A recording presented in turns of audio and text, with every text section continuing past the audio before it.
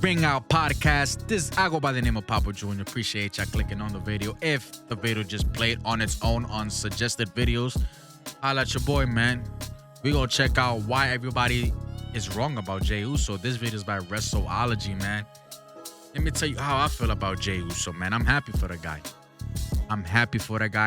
I said it the day before the Royal Rumble. I made a video. Y'all could go find it if y'all don't believe me. Do not sleep on Jey Uso. And look what happened. He won the Royal Rumble. The fans are behind him, bro. The movement is real. You feel me? Like, seriously, it's fucking real. So, there's people, I get why they don't like Jey Uso going after the World Heavyweight Championship and winning the World. I get why. But at the same time, it's all about the movement. And it's fucking huge, bro. The fans are behind them. So if you don't like it, too bad. You're gonna have to suck it up, man. Because I see why they're pushing Jey Uso for that one big moment. He's not gonna be champion for long. By the way, he's gonna win the championship, whether you like it or not. He's going to win it, but he won't be champion for that long. So let's check this video out, man. Wrestleology. Let's get it. Well, as we all know, when the bell rang and the dust settled, Jey Uso is going to the main event of WrestleMania. Not really, probably not going to main event, but, yeah. At Royal Rumble. I said he will main. The only reason why I said, well, I don't know if I had it in my previous video. The only reason why I said he could main event WrestleMania night one is for that moment. That WrestleMania moment. Las Vegas, Allegiant Stadium, packed. Everybody going like this, going crazy when Jey Uso wins the World Heavyweight Championship. But then I saw a tweet that Jey Uso had an interview. He said that he don't care if he closes or opens. So to me, that shows that he ain't closing. He ain't closing. He's opening the show. Either opening night one or opening night two. Because if you're opening night one, closing night two is gonna be Roman, Seth, and Punk. And night two, you already know who. Rumble 2025, Jey shocked the wrestling world by last eliminating John Cena Or opening night two. to win the men's Royal Rumble match and earn his ticket to headline the Showcase of the Immortals. And as expected, the internet erupted in chaos. Some fans are blasting Triple H for hashtag quote-unquote wasting a WrestleMania main event spot on a glorified tag team wrestler, while others are riding the Yeet Hype Express all the way to Las Vegas. But putting all the fanfare and tribal warfare aside for a moment, let's honestly ask ourselves, is Jey Uso actually ready to win the Royal Rumble and main event WrestleMania? The build so far, underwhelming. Very underwhelming. Do not like the build from the Royal Rumble to WrestleMania. I'm not liking it. It's the same old shit every fucking time. All right? Dude, Gunther sneaks up, sleeper hold, fight here and there, security. That's all they have. That's all they have. The promo work between the two, where is it? We need a serious back. Jey Uso is not that good at the mic. He could get good when he's like when he feel that shit, bro. But let's say if you give him a script, like his delivery won't be it. That shit gotta come from the heart. But at the same time, nah. Because he relies on the people doing every fucking time he stops talking. And that gets annoying, bro. Seriously. Because you're supposed to have a serious ass feud for this World Heavyweight Championship. And every time you speak, this comes out. And it's getting annoying. You see what the fuck I'm doing? You don't like it, right? Every time I say something, I stop on purpose so people could go, like, y'all gotta stop that shit, Jay. You gotta stop that shit. Be serious, bro. This is WrestleMania. even though it looks like this year's Rumble winner is not going to main event WrestleMania. Well, last year's WrestleMania saw megastars like The Rock and Roman Reigns dominating the main event scene. Can main event Jey Uso live up to those impossibly high standards set by his family, or has the WWE made just their biggest blunder and potentially ruined a championship match at WrestleMania 41? Is this truly his time to yeet into immortality, or should he have stayed in his lane? Well, this is Grease from Wrestleology, and today we'll answer all these questions and more as we dive into the controversial rise of Jey Uso. To understand if Jey Uso is truly ready to be a Royal Rumble winning WrestleMania main eventer, championship obtainer, whatever you want to call him, we need to first look at where he came from. The Usos debuted on WWE's main roster in 2010, and for nearly a decade, they dominated the tag team division. But it wasn't an overnight success story. The early years were definitely a struggle. It took them almost 4 years to capture their first tag team championship, and fans could barely tell the twins apart. But everything changed during the 2016 brand split when they turned heel. Gone were the face paint and the traditional Samoan warrior entrance, replaced by a street tough attitude that transformed them into one of WWE's most compelling tag teams. What followed was nothing short of historic. The Usos went on to capture the tag team titles 8 times, including a record-breaking 622-day reign as the undisputed WWE Tag Team Champions. They revolutionized tag team wrestling, delivering classic match against teams like The New Day, RK Bro, and Kevin Owens and Sami Zayn. Their WrestleMania 39 main event against Kevin Owens and Sami Zayn wasn't just the first tag team match to headline WrestleMania. It also earned a rare 5-star rating from Dave Meltzer. Fuck him, bro. Fuck that guy. I don't give a fuck about his star ratings. Nah, I don't give a shit about this guy at all. Dude is losing it. Y'all be seeing that shit on Twitter? He is losing it. Not that anybody cares about Meltzer's rating. You mentioned it, so you do care. But I thought it was important to mention, I guess. That's not important. But here's the thing about tag team success. It doesn't always translate to single stardom. For every Shawn Michaels who breaks out from a tag team to become a legend, there's a Marty Jannetty who just fades into obscurity. Every Jeff Hardy who captures singles gold, there's a Matt Hardy who struggles to reach the same heights. That's in the WWE, of course. The question wasn't just whether Jey Uso could break away from the tag team division. It's looking like Jimmy. He could step out of his brother's shadow and forge his own path. That's where the real story begins. Back in 2020, when an injury to Jimmy Uso forced Jey to stand on his own for the first time in his career. And what happened next would change everything. The true test of a wrestler's potential often comes in moments of adversity, and for Jey Uso, that moment arrived in 2020. With Jimmy sidelined by injury during the pandemic era, Jey found himself in uncharted territory. Roman's right-hand man. First time in his career. But it wasn't just any singles run. He was thrust directly into the spotlight against his cousin, Roman Reigns, who had just returned with a new Tribal Chief moniker with Paul. They faced each other and they became his right-hand man. At Clash of Champions 2020, Jey shocked the wrestling world by going toe-to-toe with Roman in a deeply personal match that And those Thunderdome days, man, that shit was just scary time. Well, it was scary time. That was depressing times, bro. Just looking at those screens, bro. Fucking A, man. If I had the equipment, I would have done this too. But at the same time, just looking at it just bring me depressed. Like, 2020 was just depressing. We lost. Ascended typical wrestling storytelling. Despite losing when Jimmy threw in the towel to protect his own brother, Jey's performance made people sit up and take notice. This wasn't just one of the Usos anymore. This was a potential main event player in the making. The feud escalated to Hell in a Cell in an I Quit match where the psychological warfare reached new heights.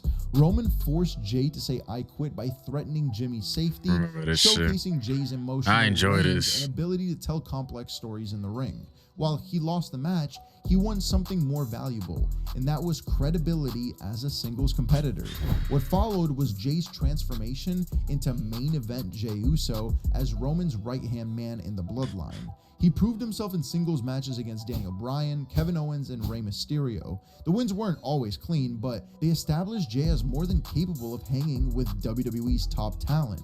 His character work during this period was particularly noteworthy, portraying the conflicted younger family member trapped under Roman's manipulative control. However, this singles run was ultimately cut short when Jimmy returned from injury in 2021. The brothers reunited, leading to their historic tag team championship reign as part of the Bloodline. And while this period further cemented the Usos' legacy as one of the greatest tag teams ever, it also meant putting Jey's singles aspirations on hold. Many wondered if his brief main event run was just lightning in a bottle, or if there was some more potential waiting to be unleashed. The answer to that question would have to wait until 2023, when cracks in the Bloodline finally began to show. The real turning point for Jey's singles career came during the Bloodline's implosion in 2023. The catalyst was Sami Zayn's betrayal at Royal Rumble, where Jey's conflicted emotions showed through as he watched his family brutalize his former friend. After WrestleMania 39's historic tag team event loss to Sami and Kevin Owens, the cracks deepened. Roman's increasing reliance on Solo Sikoa over the Usos pushed them to the breaking point, and at Money in the Bank 2023, Jey achieved what seemed impossible by pinning Roman Reigns for the first time since 2019. That moment felt massive and led to a tribal combat match at SummerSlam that could have crowned him as the new tribal chief.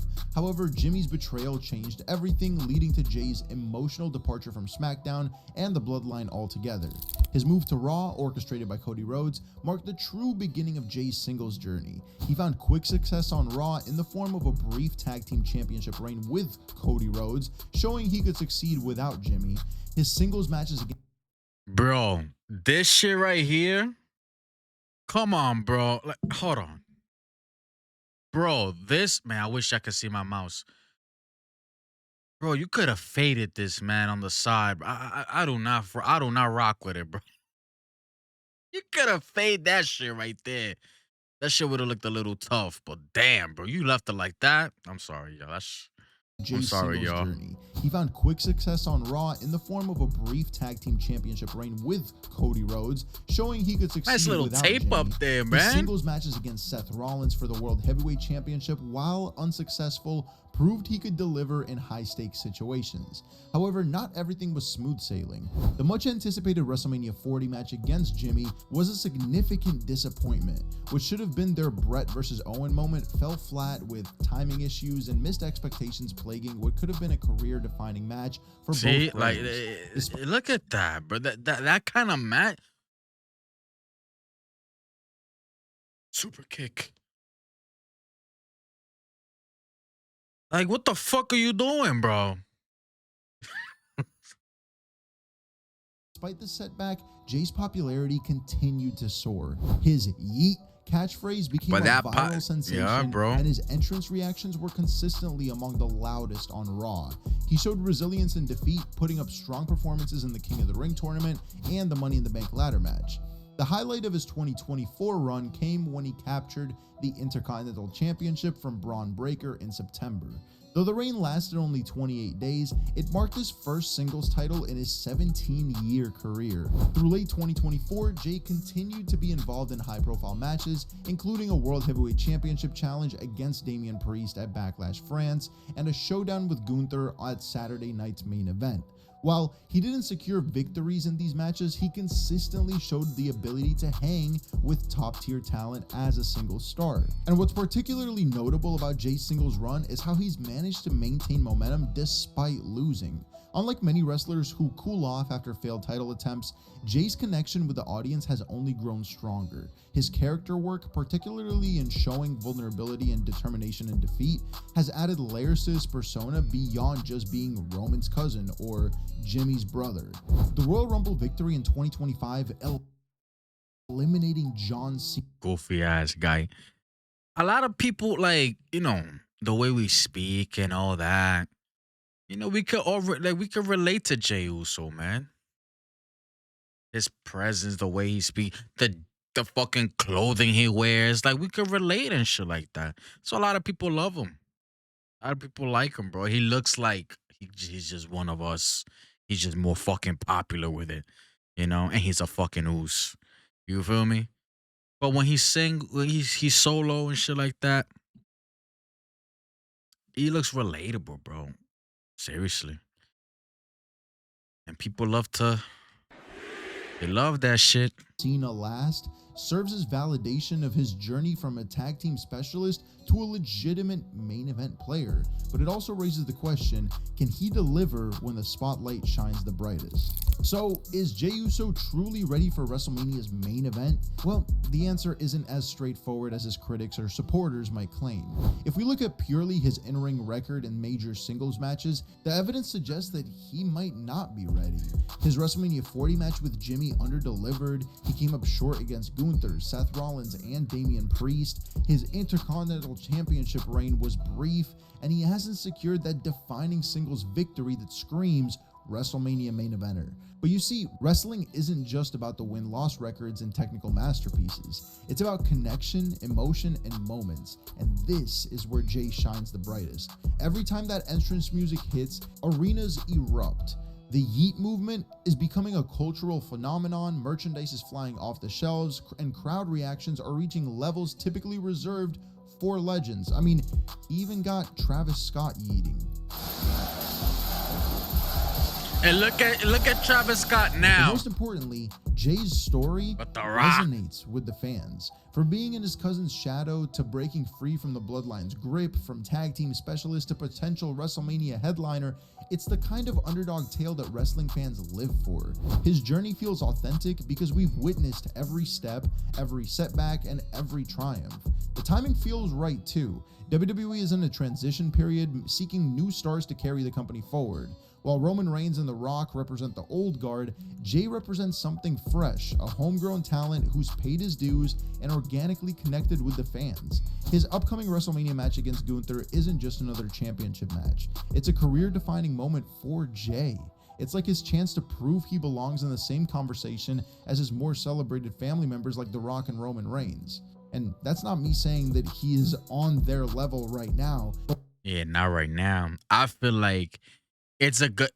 I'm happy they're giving him this push as a single superstar. To be honest, gaining that attraction from the fans, skyrocketing, superstars fandom, whatever. I don't know what the fuck I said, but I'm glad he's getting that now. People are loving him.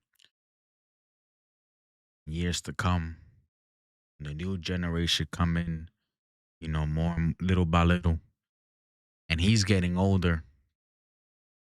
He could give out a different, type of vibe, evil vibe.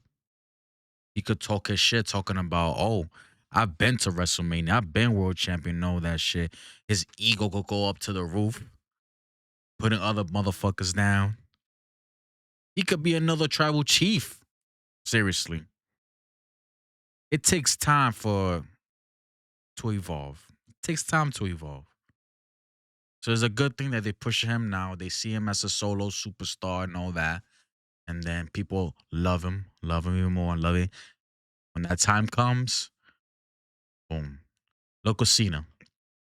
25 fucking years as a babyface. Except for the Dr. Thugonomics part. But with the Dr. Thugonomics, he was a heel, but at the same time, people loved him. They were loving Dr. Thugonomics. So he had to go face. But look at Cena now. Turned heel. Fucking great. It's a great thing to see, man. Can't wait for WrestleMania night 2. Feel me? He's gonna win the championship. But we want to see where this is gonna go. Heel Cena as champion. I can't wait. Same thing with Uso. With Jey in the future. But why not give him the chance to potentially be on that level? He still got a lot of work to do, bro, with the talking. Honestly, because every time he speaks, that comes out and then he has to stop. And it gets annoying if you do that shit every time. You can't be doing that shit every promo that you do, bro. Because it gets tiring. Seriously. Come on, Us. level eventually. It's a match that could cement him as WWE's next big star, but if he fails, it could relegate him back to the mid-card and keep him stuck under the shadows of the bigger stars in his family. The pressure is on, but pressure creates diamonds, or in this case, main eventers. This is Jay's time to do or die, and with the right booking, we might just get a yeet movement at WrestleMania 41, similar to the yes movement at WrestleMania 30 or Kofi Mania at 35. But what do you think? Did WWE make the right call having Jay win the Rumble? Is this his moment to ascend to superstardom, or should someone else have won the Royal Rumble? Superstardom, that's what I wanted to say. Let me know in the comments down below. Thank you for watching. Yeah, I feel like they made the right move. I feel like WWE made the right move.